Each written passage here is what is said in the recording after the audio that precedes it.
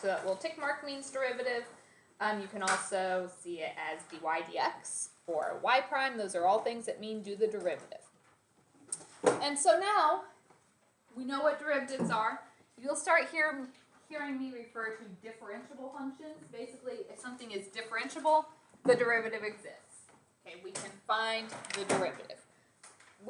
Every one that we've done so far has existed. There has been a derivative. There are cases where it is not differentiable, so we won't be able to calculate the derivative, and we will talk about those. So differentiable just means there is a derivative. So let's take a look at this one, the absolute value of x. Where is that differentiable? So remember, every time we've done anything involving absolute values, what did we have to do first? T-chart. We rewrote it as a piecewise. And so if you plug in a positive, you get out that number, right? But if you put in a negative, what do you get out? That number positive though. Right, so the opposite. Technically, either one of those could be equal to 0, right? Yep. Because 0, absolute value of 0 is 0. So, what I want to do is look at case 1. If x is greater than 0, so the first piece of our piecewise. So the derivative is the limit as h approaches 0. And remember, we went from doing f of a plus h to just keeping it x plus h. So f of x plus h, so replace the x with x plus h, minus f of x, so just keep it as an x, divided by h. We get the limit as h approaches 0. What happens to the x's? Cancel. So we have h over h, which is just 1. 1. And so then if you plug in a 0, you get 1. 1. Okay. If x is less than 0, we're doing the second piece. So we have the limit as h approaches 0 of the opposite of x plus h minus the opposite of x divided by h. So negative x minus h plus x over h. X's cancel, we have negative h over h, which is negative 1, so the limit is negative 1. Okay, so the derivative exists if x is less than 0, the derivative is negative 1. If x is greater than 0, the derivative is 1, right? So even if you wanted, you could graph it. Greater than 0, we're getting out 1. Less than 0, we're getting out negative 1. This is my derivative so far. But what about if x is 0? If you did the limit would have to exist at 0, right? If you approach 0 from the right, it's 1. If you did 0 from the left, you get, so this one does not exist at 0.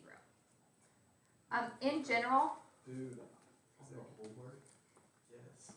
absolute value functions, your derivative will never exist at the v, like the point where it changes from positive to negative. So for instance, if I said the absolute value of x plus 3, can you tell me where that derivative does not exist? At negative 3. If I said the absolute value of x minus 5, where does that derivative not exist? 5. Because that corner, in terms of a graph, when you have a sharp corner, can we draw a unique tangent line there? No. No, there's not just one tangent line there, and so it will never exist at a sharp corner. Which I think we kind of talked about, like way back when we were looking at drawing tangent lines on graphs. We talked about how they don't exist at corners, but now we're kind of seeing it from the derivative definition as well. Okay, so here's another cool fact. If a function is differentiable, then it's continuous. This is why we talk about continuous. It doesn't necessarily work the other way. Knowing that something is continuous doesn't mean the derivative exists. Isn't the absolute value continuous at 0? Yes, but does the derivative exist at 0? No. However, if something has a discontinuity, the derivative will not exist there. So if there's a place where it's not continuous, the derivative will not exist either. All right, so let's talk about all the things that could make a derivative not exist. We mentioned that first one with our absolute values. Anytime we have a v, so corners, there is no tangent line, so there is no differentiable. So anytime you have a sharp corner, it is not differentiable. The second thing that could make it not differentiable is if it's not continuous. So like we just said in the other one. So if we have a break in our graph, the derivative won't exist there. The third option is when we have a vertical tangent line.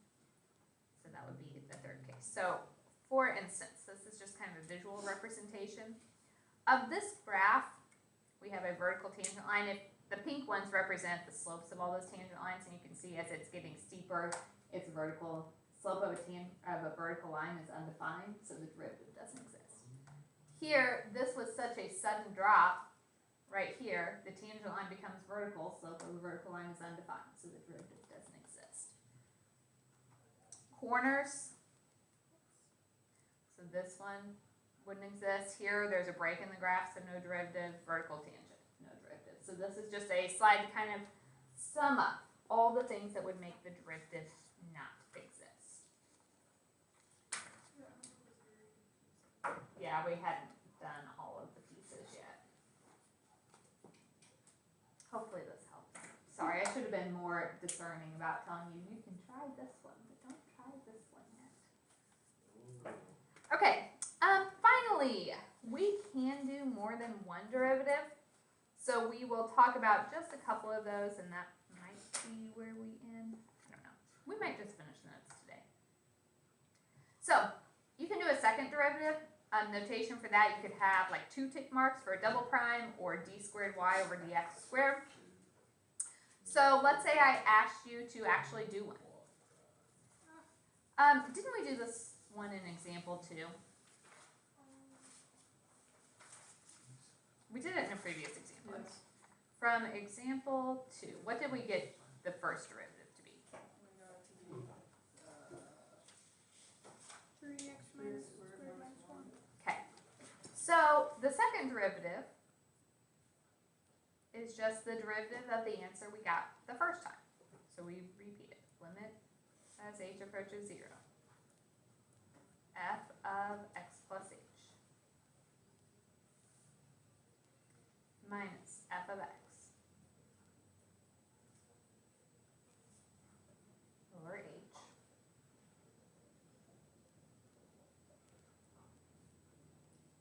You run so fast. Sorry. Getting excited. I enjoy doing this. I'm really like going fast. That's My brackets are so funky because I'm trying to write too fast. Sorry. I'll stop and eat my lunch for a minute. Let me know when you're ready. Oh, I just enjoy my food. I feel, like 10 minutes to finish your food. I feel bad now. Lunch today. She had to go get a kid. And take one of my kids to the doctor. Someone was getting really excited. They were like, we're not gonna have to do math today. Like, I was like, they're like, Mr. Dalton's our sub, and I was like, Mr. Dalton will be teaching calculus. Do not worry. You know me. I'm not going to not leave plans. He had to leave so dramatically. I know. He got up. He was talking to me at lunch. He looked at his phone, jumped up, and goes, "Oh shoot!" And he just like ran out of the cafeteria. I guess that's when he realized he had to cover your class. Did you forget? He would never.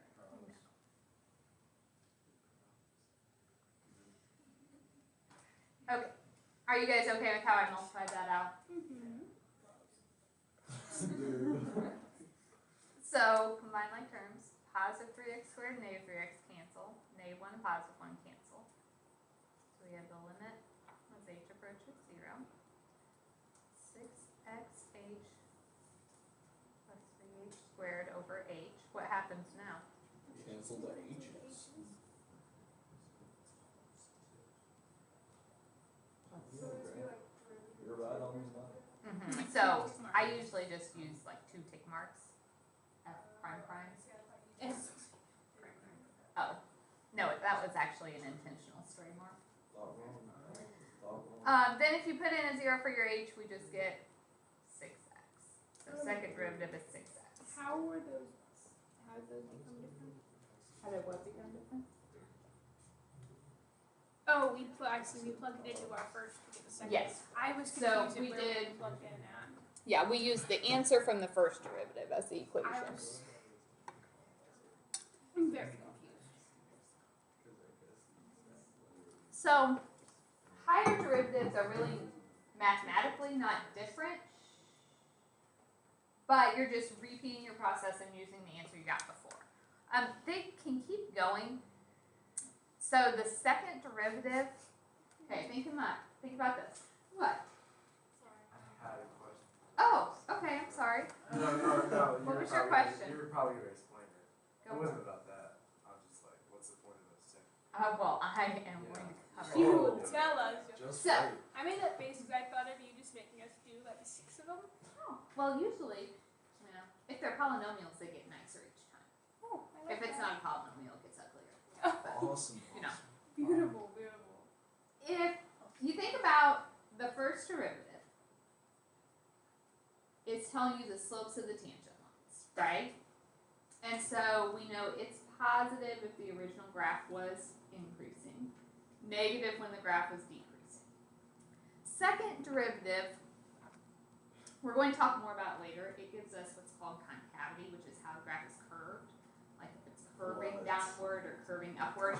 But it's telling you how that second derivative is changing. Okay, so the first, Okay. let's see. So this one, we would agree that the original, these would have positive tangent lines here, right? And anytime you have a max or a min, your derivative is 0. 0. So this one would be 0 here and here-ish. This was all increasing, so it was positive. Then it was slightly decreasing, but poorly drawn, so negative, and then increasing again. Okay. You drawing on yourself here? Yes. What are you drawing? So Well, nice. that would be the first derivative. The second derivative is going to look at how this is curved. So it's the slope of the tangent lines of this one. So the negative here tells me that the first derivative is decreasing or increasing. We'll talk a lot more about this later on. Like right now, I'm just basically telling you it exists. We're not going to do a whole lot with it yet until we get a firmer grasp on derivatives themselves. I know we probably already answered this question, but why is this second graph looking the way it does? Like, why is it like flipped like Because that? it's awesome. Because it's derivative. Because you're looking at if it was, like basically if the original was increasing, the derivative had to be positive above the axis. Where this one was decreasing, it was below the Yeah, axis. Caddy. Well, I'm glad you asked that because I did not And then understand. Increasing, so it's positive again.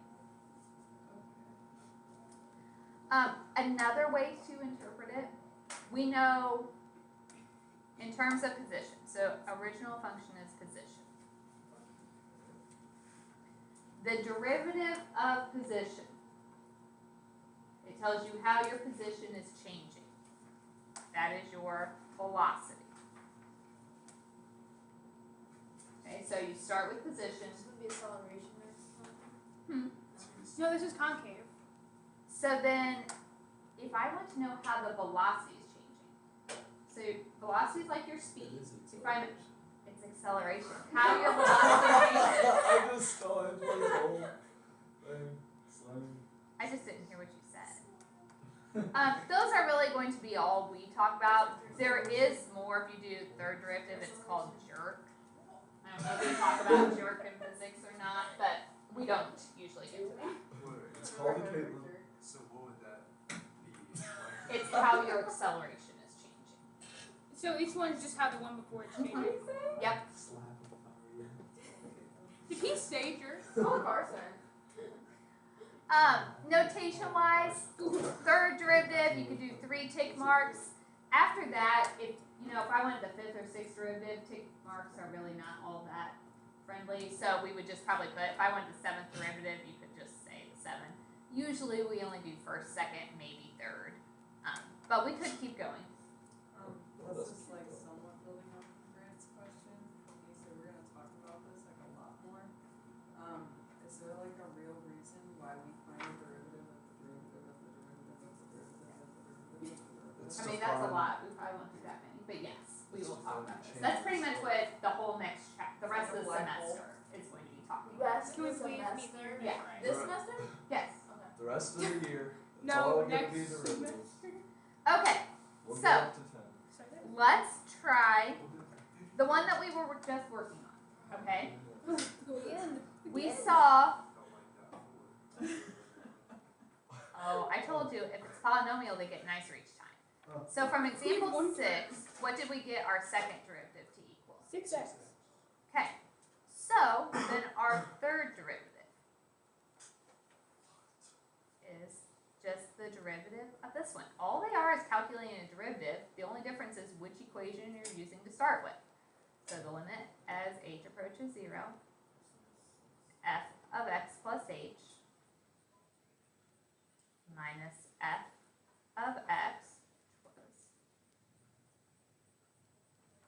6x over h.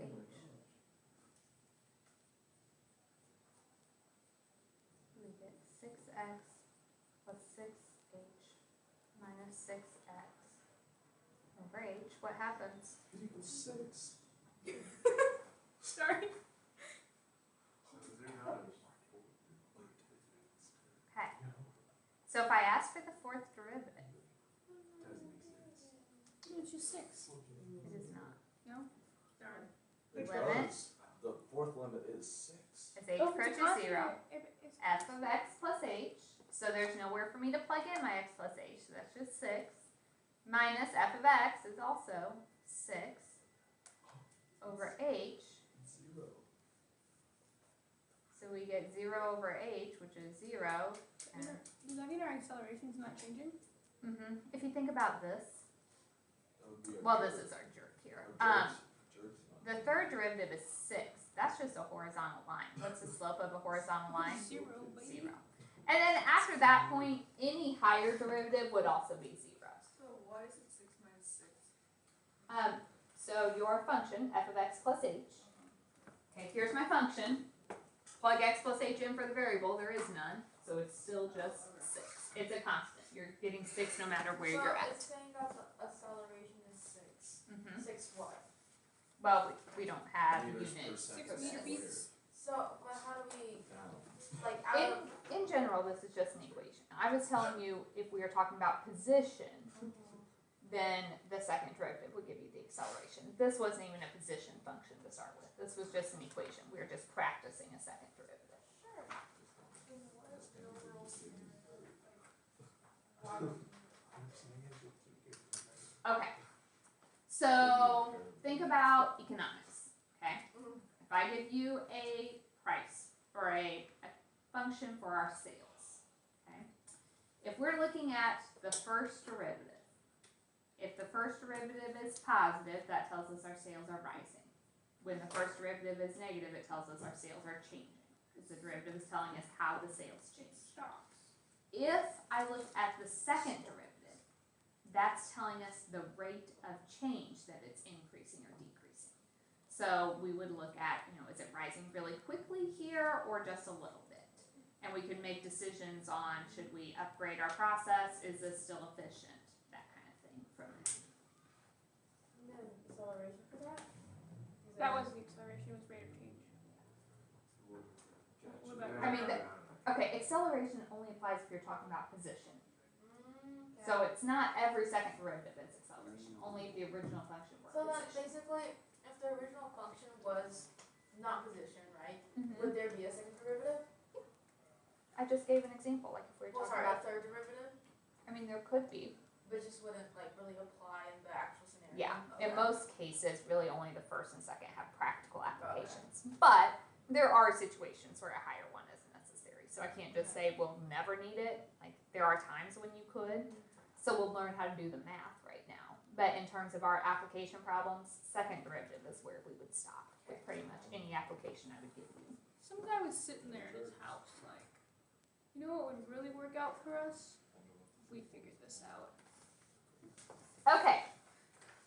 The last few problems, you'll notice they even have like numbers next to them. This should help you on your homework. I did problems similar to ones that I assigned, like I did number 2 and I think I gave you guys number 1. I did number 6 and I think I gave you guys some like these. So this is kind of a good place to look when you're having problems on your homework. So let's go ahead and look at these last few and then we are done. So this graph shows how driving speed affects gas mileage. Fuel economy is measured in miles per gallon and speed is in miles per hour. Okay, so this graph is showing the relationship between our mileage and our speed. So what is the meaning of the derivative of this? So what we need to remember, a derivative is a rate of change. So it tells us how the mileage is changing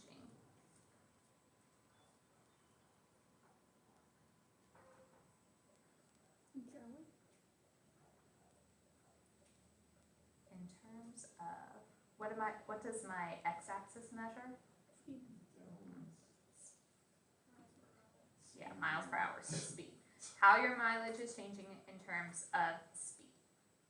Okay, there's different ways you could explain that, but rate of change is talking about y over x, how my mileage in terms of speed.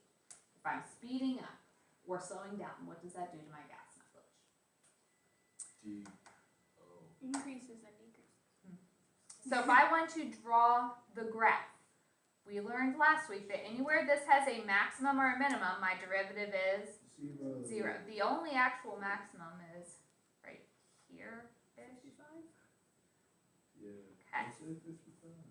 So at 55-ish, my derivative is going to be 0. Let's do really rough sketch, because if I say sketch, that means it doesn't have to be real accurate. My graph starts out, these tangent lines would be pretty steep, right? It's increasing at a pretty steep rate, so it's positive. What's happening as it comes on here? Leveling out. It's leveling out. It's still increasing, but not as quickly. So it's starting out positive and then kind of flattening out as I come in to my 50 or 55. Wait, this is maybe a silly question. Why did you start there? Is that I would just you keep randomly going? started there. Yeah. So is our line supposed to look like a reflection of the other one? Not necessarily. Right now we're just matching increasing and decreasing. If this one's rising, your derivative has to be above the axis. Right here it is falling, so my derivative would be a negative, so it has to be below the axis. Okay, right now, super rough sketch. We are going to learn a lot in the next couple months on how to graph these derivatives. Right now we are doing the most basic sketches. I'm looking, do you know where it's 0? And do you know if it's positive or negative? If the original function is rising, the derivative is positive. If the original function is falling, the derivative is negative. Is there a way like a graph calculator can do this? If you know the equation of the derivative. Yippee. At what speed should you drive if you want to save on gas? 55 miles an hour.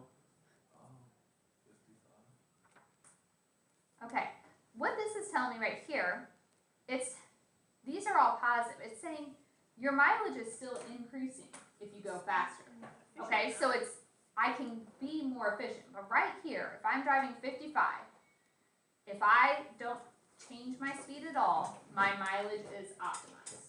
Okay, when I start driving over 55, like most people, what happens to my mileage? Goes down. It's falling. Yes. I thought the best was from like 60 to 70. Well, that's just based on Depends this on car. the vehicle. Okay. Let's do some more talking about derivatives. Can you tell me where this graph would not be differentiable? So think about, what are the 3 things that make it not differentiable? Sharp points, vertical tangent line. X. Okay. So, I I heard zero several times. What is my reason there? It's vertical tangent line. Oh, yeah, and it's not Okay, and continuous. then, yep, or you could say it's not continuous. Caitlin was sitting here making this symbol. What is she telling me? Sharp point. There's a point at x equals 3. Yeah, There is a corner. then it turns. Any other issues? Yeah, the X, It's 5 or 6. it's a vertical line. Okay, this one, does that appear to be turning vertical again Yeah. if our graph continued on? I would agree with that. at point X, you know. At point x. X equals X. That's a 6. Okay, I don't think it is. final question of the day. I might give you guys one like this again tomorrow. I've given you 4 different graphs, A, B, C, D. I want to know which was the original, the first derivative, the second derivative, and the third derivative. That's fire. I want you guys to take a second and think about it. Don't just shout out answers. Take a Oh, second and wow. try to figure it out. Cooking. Graph. Like which colors overlap? All right, tell me which one you think is Yes. the original. D. C. It's gotta be C. No other It way. could be D. I think it's D. Okay, It's C. I'm locked. we do not agree. Well, let's pick one. So, We'll pick C. I all thought right, let's say, I don't know. Let's start with the one with the most curves to it. Which one has the most curves? D. D. D. Let's start there. Doesn't mean that's right, but we did see with our polynomial it got nicer each time, right? When we started with an x cubed, the first derivative was an x squared, the second derivative was an x, or the third derivative was an x, the fourth was 0. Okay, if I start here, I have a horizontal tangent, so that means its derivative would be 0. I have another horizontal tangent. Its derivative would I be can't math. 0. This one was rising, so the derivative has to be Increase. positive. Then it was decreasing, so the derivative was negative. And then it was rising, so derivative is positive. So would we agree that C would be the derivative of graph D? I thought that was the order, but then I got in my I head had it about flipped it. up. I had D at the end. I meant to put. Okay, so I don't necessarily know that D was the correct starting point, but I know the derivative of D is C. Let's look at C. Okay, this graph is decreasing, so its derivative is negative. Has a horizontal, so the tangent for the derivative is 0. And then increasing, so derivative is positive. So, do we have a graph that is A. negative, then 0, then positive? Oh, C. B. I know numbers real well. B, because if I'm I looking, mean, C Yeah, was it's actually falling, over. so the derivative had to be below the axis. Then when C is rising, derivative was above the axis. I was so Okay. close to getting all the way right. Let's look at B. So A either has to be the first or the last. If I look at B, does it ever have a horizontal tangent? Yes. Kind of. Yeah, 0. Right there. Okay, it's increasing before, so the derivative will be positive. Increasing after, so the derivative is still positive, so that would be I was so close. So D is the original, C is the I first, can't do derivatives now. B is the second, and A is the fourth.